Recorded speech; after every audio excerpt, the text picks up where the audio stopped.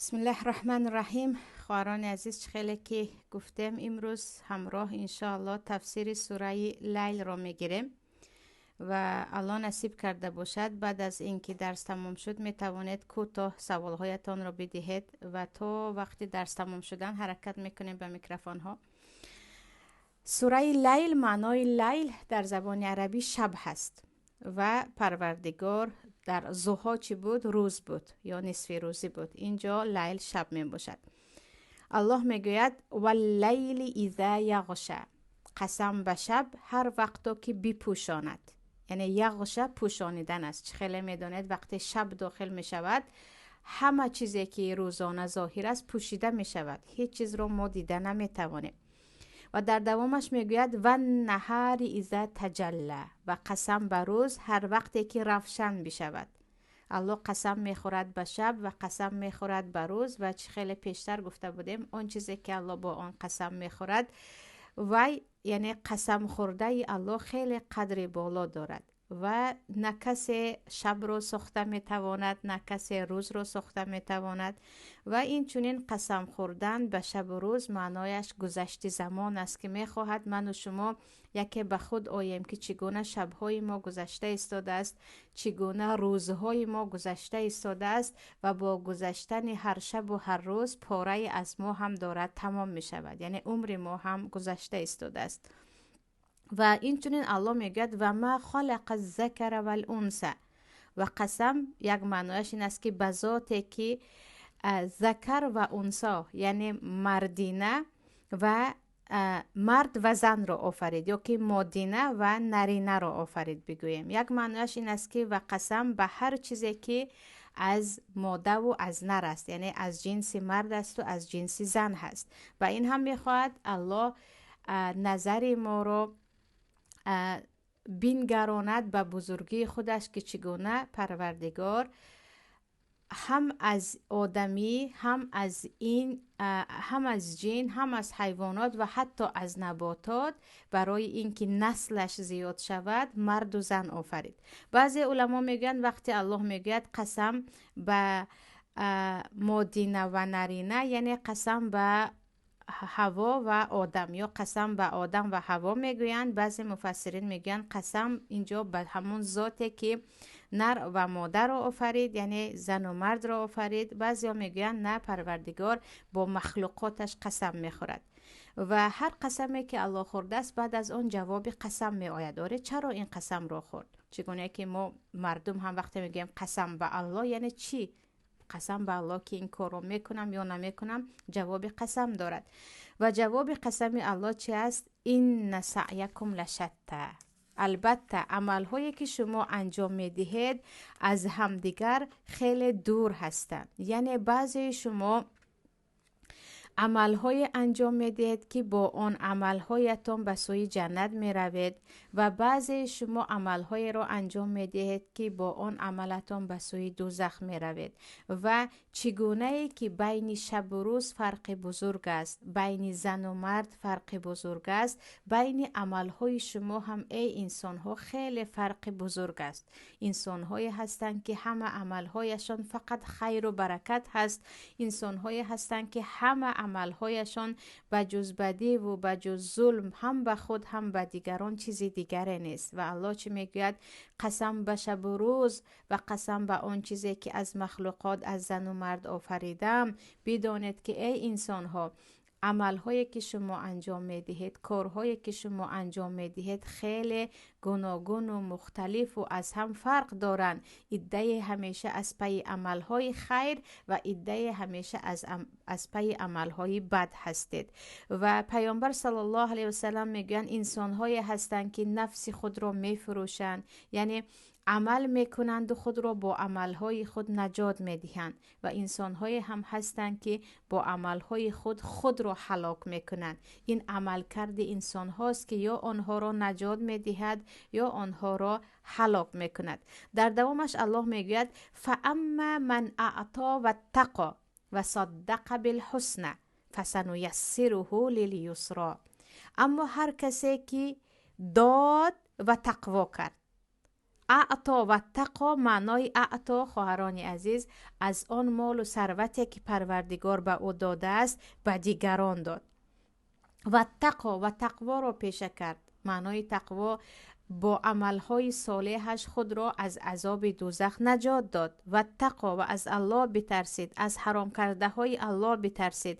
و صدق بالحسنى، او داد در راه الله و تصدیق کرد و یقین می داند که آن چیزی که داده است از طرف الله به او برمیگردد.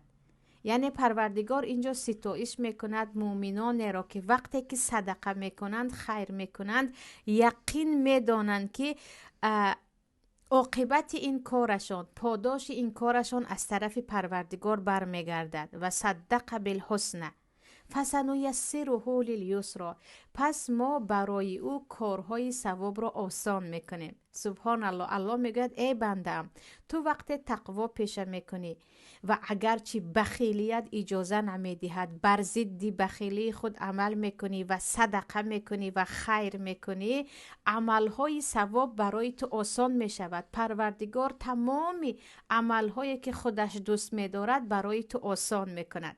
پس برای این که آنهایی که میگویند نمیدونم چرا قرآن خواندن برایم مشکل است، نمیدونم چرا من به نمازهای شب بیدار شده نمیتوانم، نمیدونم من یک بخیلی دارم که شوهرم به کسی حتی به مادرش خیر کند من آرامش نمیابم، مجبور کنید خود را به کار ثواب دست بزنید، علل خصوص به صدقه. اگرچه از لباستان باشد، اگرچه از یک ظرف خانه‌تان باشد، اگرچه با یک کلمه طیبتان باشد. و این وعده الله هست فسنیسره للیسری، وقتی شما به عمل ثواب دست میزنید دیگر عملهای ثواب هم برای شما آسان می شود.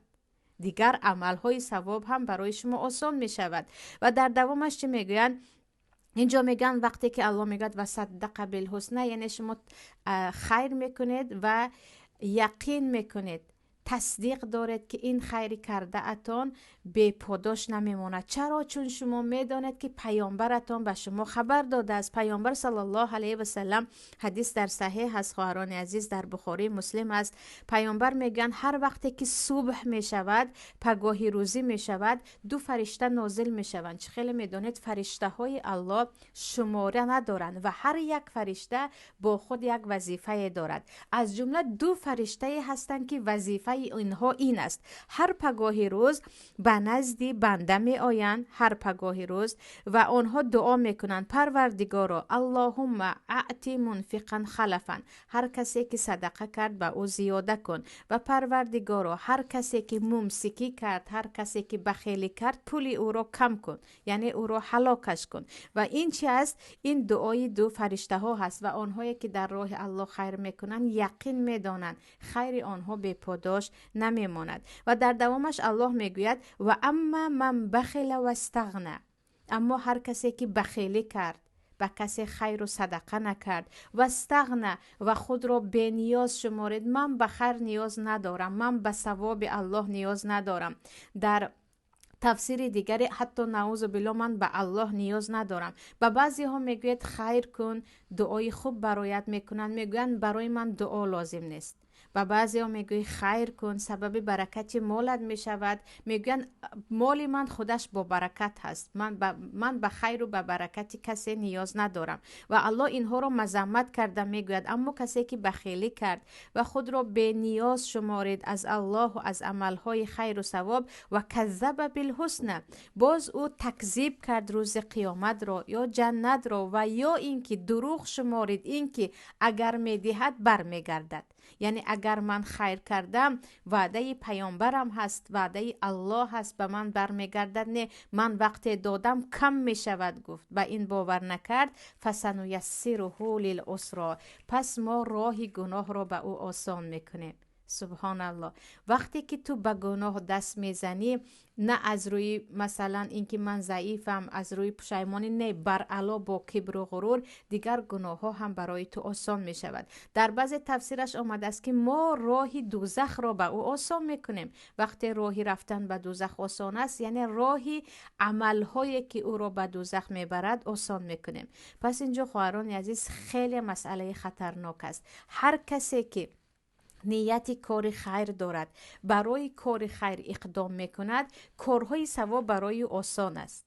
هر کسی که نیتی کار بد دارد، به کارهای بد قدم میزند، عملهای بد برای او آسان است. برای همین یک نفر رو میبینید ماشاءالله در همه کار خیر پیش قدم است، در کمک کردن به بیچارگان، در کمک های مثلا جسمانی کردن، در مثلا خیر کردن و در باز با بازوی خود یا با دست و پای خود کمک کردن، در نماز خواندن و در روزه گرفتن، در همه کار خیر با او هیچ تنبلی یا در او هیچ تنبلی دیده نمی شود. پروردگار برایش آسان کرده است. یکی رو می بینی برای او یک تین رو صدقه کردن مثل کوه را در بالایش برداشت کردن است، برای او 2 رکعت نماز خواندن مثل کوه است، اما می بینی که به یک آسانی به گناه دست می زند. پس اینجا چی هست؟ به حرکتی تو نگاه کرده الله عملها رو به تو آسان می کند. نه برای من وزمین است، من نمیتوانم. اینجا مشکلی داری، اینجا در گناهی هستی که تو به خیر گردنت یاری نمیدهد. نه وقتی دیدید که در همه کار ماشاءالله چقان است و هیچ شبهه یا گفتیم هیچ پشیمانی در او دیده نمی شود، این هم توفیق الله هست که وقتی الله حرکت های او را دید وعده اش را عملی کرد که فسنیسره لیلیسر. و همین گونه خواهران عزیز مسئله، یعنی مسئله به خیر یا در گناه خیلی به آسانی به گناه دست زدن، یا اینکه در عملهای ثواب خیلی به آسانی دست زدن رو ببینید که آن هم به نیت و به حرکت شما نگاه کرده الله توفیق این یا آن رو میدهد. در دوامش الله میگوید همون کسی که و اما من بخیل و استغنى، آنهایی که بخیلی میکنن الله میگوید و ما یغنی عنه ماله اذا تردى. ای آنهایی که بخیلی میکنید و شما گمان دارید که اگر خیر کردید پول شما کم می شود، وقتی شما از دنیا رفتید، وقتی مرگ به سر شما آمد، و ما یغنی عنه، آن پول شما دیگر به شما هیچ کمک نمی کند، هیچ کمک نمی کند. پول مالی که شما ذخیره کردید و هیچ خیر نکردید.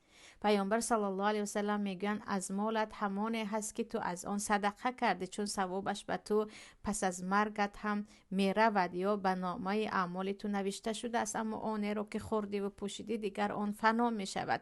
و آیت کاملا به سرم نمی آید که وقتی که انسان می میرد دعا می کند که پروردگارا کاش من برمیگشتم و هر چیه که داشتم در راه تو صدقه می کردم تا که با آن صدقه هایم از عذاب تو و از غضب تو نجات می یافتم. الله اینجا تهدید می کند انسان های بخیل را که ای آنهایی که بخیلی می کنید، مال شما در روز قیامت و در مرگ در قبر به شما هیچ کمک نمی کند. احمق است هر کسی که به همین دنیای 2 روزه جمع میکند و میگذارد و میرود، در حالی که وطن اساسیش، زندگی اساسیش پس از مرگ است. و اما آنهایی که خیر میکنند، مثل الذين ينفقون اموالهم في سبيل الله كمثل حبة انبتت 7 سنابل في كل سنبلة 100 حبة، میگوید الله والله یضاعف لمن یشاء.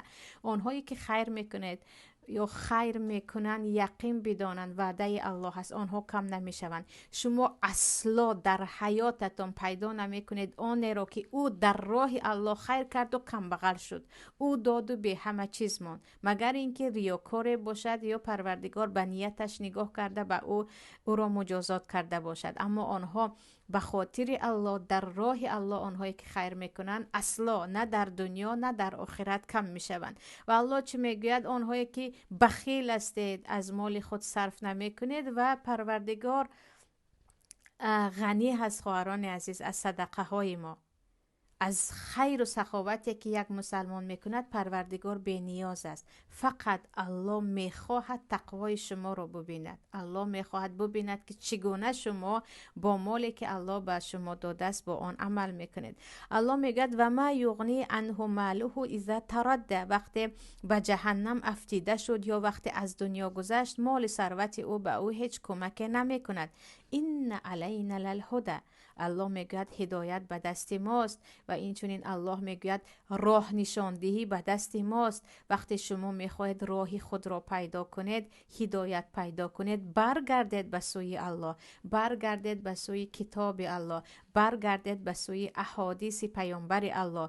هدایت را، رستگاری را، در حیات پیش قدم شدن را در کتاب های پسیکولوژی پیدا نمی کنید، در کتاب های روانشناسی پیدا نمی کنید، در ارسطو و نمیدونم چیزی دیگر پیدا نمی کنید. این علینا للهدی، هدایت در قرآن کریم است، هدایت در احادیث پیامبر صلی الله علیه و سلم است. و در دوامش الله میگوید و این لنا للآخرة والاولی، هدایت به دست ماست و دنیا و آخرت هم به دست ماست. و این لنا للآخرة والاولی، یعنی هم آخرت هم دنیا در دست من است. تو دنیا میخواهی، دنیا رو از صاحبش پرس.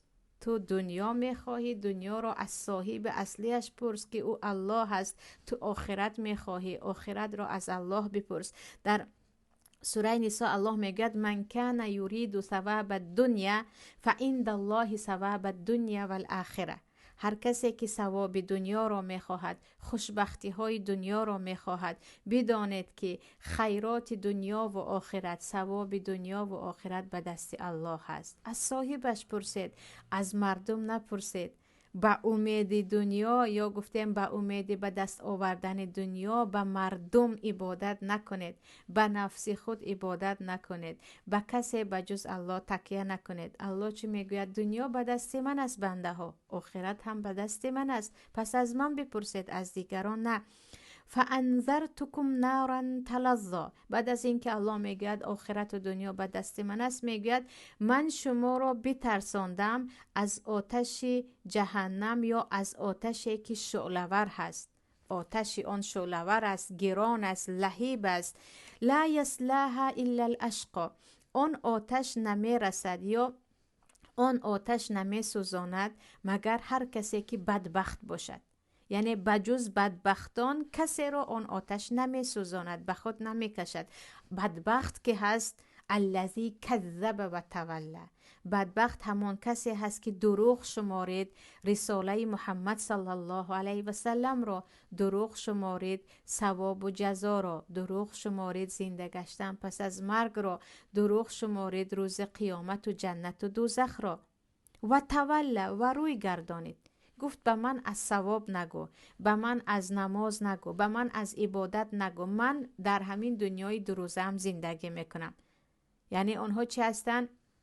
ما میخوریم، میپوشیم، لذت میبریم در همین حیات دو روزه، پس از این هر چی شویم. انا اینها را الله چی میگوید؟ لا یصلح الا الاشقی، انا اینها هستن که آتش دوزخ اینها را میسوزاند. آنهایی که هم دروغ میشمارند روز قیامت و جزا و پیامبر و آنچه که وعده های الله هست، باز روی میگردانند، یعنی اصلا به این عمل نمی کنند.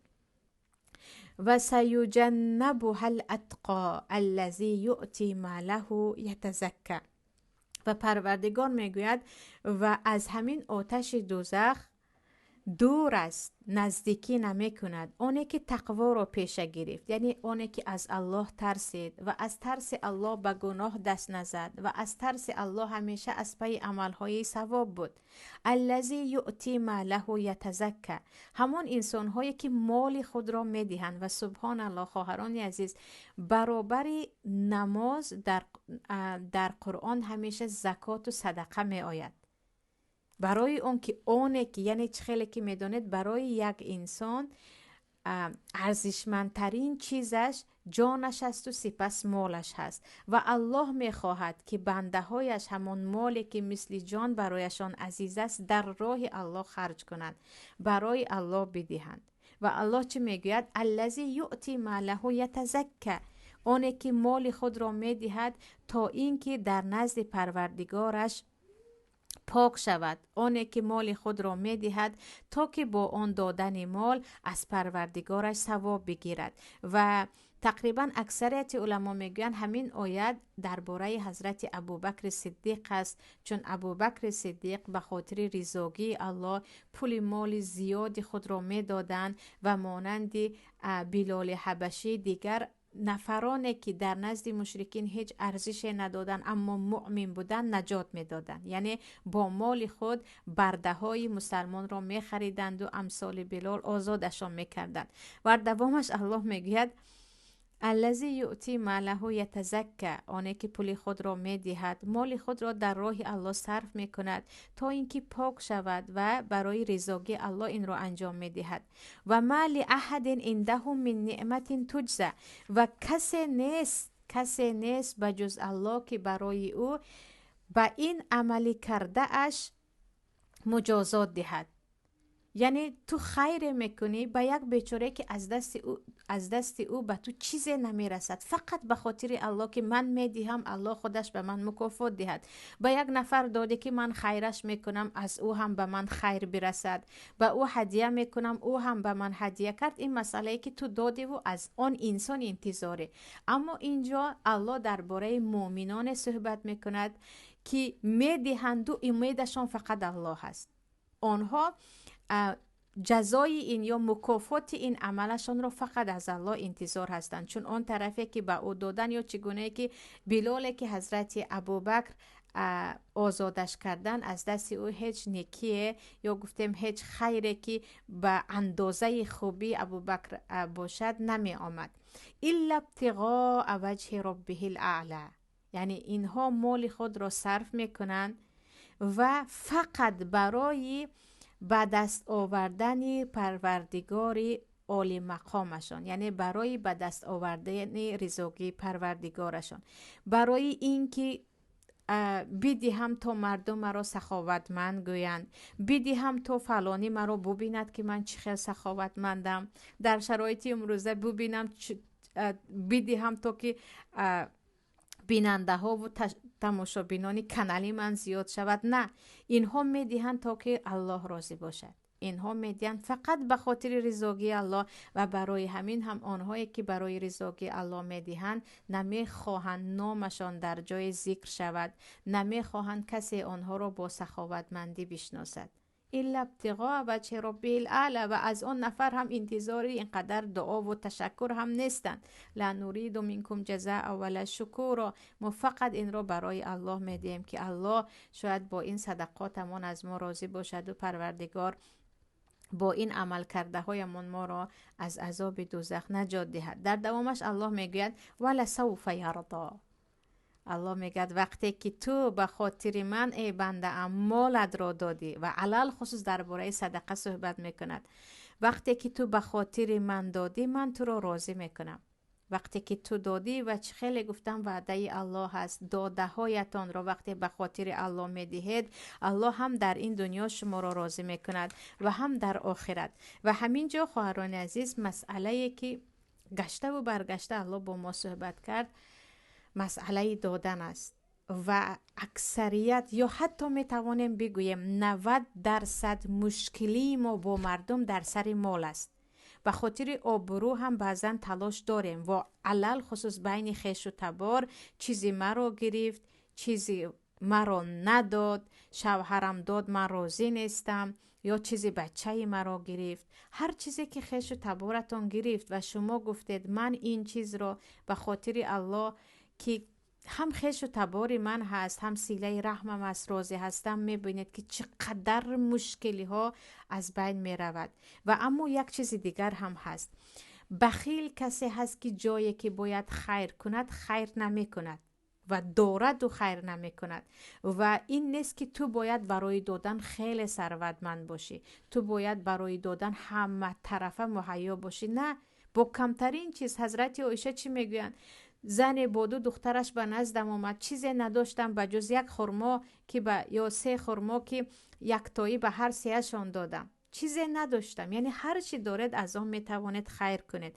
بخیل کسی که به جایی که باید صدقه کند صدقه نمی کند، و کریم کسی که جایی که باید بدهد میدهد. اما به یک جا اسراف کردن، مثلا نگاه کنید باز همان سری معرکه ها می آییم، بعضیا میگن ما برای خیر کردیم.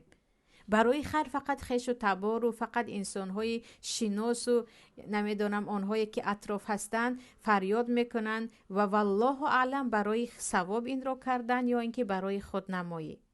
اینجا بین خیر کردن به خاطر الله، بین خودنمایی، بین اسراف، بین بخیلی باید کلا فرق کنیم. یا اینکه مثلا یک مال زیاد رو به یک نفر میدن که وای دیگر عموما از خود میرود، یا مثلا به یک نفر میدن که وای اصلا با اون مال چگونه صرف و خراجات کردن رو نمیداند. در اینجا شما فقط اسراف کردید. یا اینکه خیلی گفتم خیلی پخت و پزی زیاد برای 4 نفر و 5 نفر که اکثریتش ترش شده می رود و تماما فاسد شده می رود. این خیر و سخاوت نیست. خیر و سخاوت به کسی می دهی که می دانی که او محتاج است. و این گونه انسان ها رو پیدا کردن از بین خش و تبارمون، از بین همسایه ها خیلی زیاد است. فقط زیاد خش و تبار نمیخواهند بگیرن. چرا؟ چون میدونن که ما خیلی اهل منت هستیم. امروز میدیم، فردا چیزی شد میگیم من به تو داده بودم تو فراموش کردی. برای همین اکثریت نمیخوان از ما چیزی بگیرن. نه، بدهید به خاطر الله پنهانی. شرط نیست نام دهنده رو نفر گیرنده بداند. به خاطر الله نیت رو فقط پروردگار رو میدیم تو از من راضی باشی. میدیم چون تو به من در قرآنت وعده دادی الذی یؤتی ماله یتزکی فما لاحد عنده من نعمت تجزی الا ابتغاء وجه ربه الاعلی ولسوف یرضی. خودت وعده دادی که از این گونه بنده هایت راضی میشوی و خودت از نیت من با خبر هستی. من این رو میدهم. گویان دهنده ها خیلی کم هستند. خیر داریم الحمدلله، اما خیرهایی که به خاطر الله باشد، با پول باشد، خیلی کمند. با دسترخوانمون ماشاءالله با تویمون خیرگویان میکنیم، اما مخصوص شمرده از جگرمون کنده، یا لباسی که خودمون میپوشیم و دوستش میداریم یا برای فرزندمون خریدیم از نوش دادنمون خیلی کم است. از لباسایی که به سودا نمیروند، لباسی که به ما لازم نیست داده اینقدر آرزوی خیر نکنید. آره دادنش ثواب دارد، اما مثل آن نیست که چیزی که برای خودت دوست میداری آن را بدهی. پس اینجا یعنی یک درس زندگی شود. میدهید کم نمیشوید. میدهید پروردگار شما را در دنیا و آخرت راضی میکند و میدهید. وقتی به خاطر الله میدهید یقین بدانید اون طرف اگر به شما خوبی نکرد، کسی گیرنده، الله عوضش را، اجر آن را از دیگر جا به شما میرساند. برای همین زنها، خواهرانی که هستید و میشنوید آینده بدانید خیری که شوهرتان برای مادر میکند، برای پدرش میکند، برای برادرش میکند، برای خواهر بیوهش میکند، برای جیانکاش میکند، اون خیرها به شما چندین مراتب زیاد شده برمیگردد. اگرچه مادرش بی انصاف باشد، پدرش بی انصاف باشد، نمیدونم خواهرش تهمتگر باشد، نه، وقتی همچون صله رحم، چون ابدأ بنفسک ثم بمن تعول بود خطا نکنم، پیامبر میگن اول به خودت بعداً به نزدیکانت بده. وقتی که شما خیر یا شوهرتان به خویش و تبارش کرد، حتما اجرش رو میبینید. و عیناً همین گونه برادرانی که برای اینکه زن شما یا خواهر به مادرش خیر کرد، به برادرش، به خواهرش، به پدر بیچاره که او رو تا 18 سال بزرگ کرد و به شما داد، به او خیر میکند. اصلا نباید بگه چرا دادی، مگر تو یا من ثروتمند هستم که دادی. نه، یقین بدانید اون خیرهایی که علل خصوص به عائله محتاج خود میدهیم، به خویش و تبار خود میدهیم، پروردگار چندین مراتب زیاد میکند و سببی هم دور شدن بلاها، دور شدن بیماری ها، دور شدن آفت های ناگهانی یا گفتیم درد سرهای ناگهانی می شود. چه هست؟ این وعده الله هست. با دادن عبادت کنیم. یعنی وقتی می دهیم نباید این دادن رو همچون یعنی آدمگری یا اینکه میدهم که او مرا دعا کنند. نه، این یک عبادت است. چگونه که به نماز شتابا میروید، در دادن هم، در این دادن هم رضاگی الله هست. من گفته الله رو کرده ایستادم، گویان بدهید و یقین بدانید داده اتان اصلا کم نمی کند. و این بود خواهران عزیز سوره لیل تا آیت 21 هست. پروردگار عمل کردن رو از همین روز به یکایک ما نصیب کند الها. و خیلی گفتم انشاءالله وقتی عمل میکنید پاداشش رو در دنیا و آخرت میبینید، چون الله به وعده‌هایش خلاف نمیکند. بعد از این میتوانم سوالهایتان رو بگیرم.